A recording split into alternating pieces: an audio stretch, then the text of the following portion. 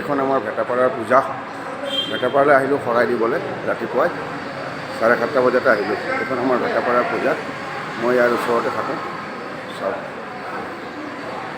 এই ভেটাপাৰাৰ পূজা। এইজন আমাৰ মূৰ্তি ভেটাপাৰা। এই আমাৰ দেওফালে চাওক, ভালে আছেনে? পূজা ভালে হৈছে?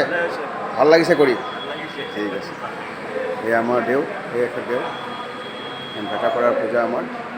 মই ভেটাপাৰা দলঙৰ ওচৰতে থাকোঁ, আলোকনগৰ, বাইলেন 10, হাউচ নম্বৰ 3। এই আমাৰ দেও বিৰাট ব্যস্ত আছে চব। মানে দেখাইছোঁ ৰাতিপুৱা মানুহ সেৰেঙা, মানুহ নাই। যিমান সোনকালে আহোঁ, যিমান সোনকালে আপুনি শৰাইখন দিবলৈ আহিব, সিমানে ভিৰটো কম হ'ব।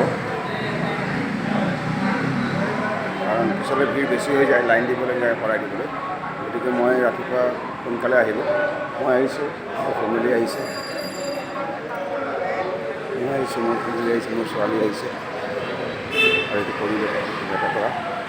গোটেই ডাঙৰ মণ্ডপ, বহুত ডাঙৰ। আপুনি সকলো লোক ব্যস্ত আছে।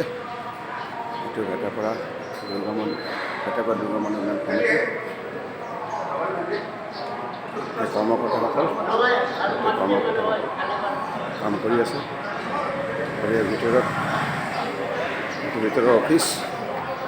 এইফালে কামত ব্যস্ত আছে গোটেই মানুহ। এইফালে চাই দিয়ক, কামত ব্যস্ত আছে ন?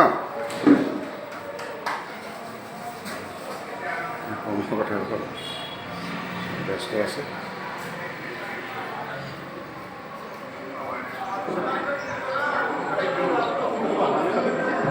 ইয়াৰ মেম্বাৰসকল যথেষ্ট এক্টিভ। মানুহৰ একো অসুবিধা নহয়, সকলো ছিষ্টেমেটিক। গতিকে শৰাইখন দিলোঁ, সকলোৰে মংগল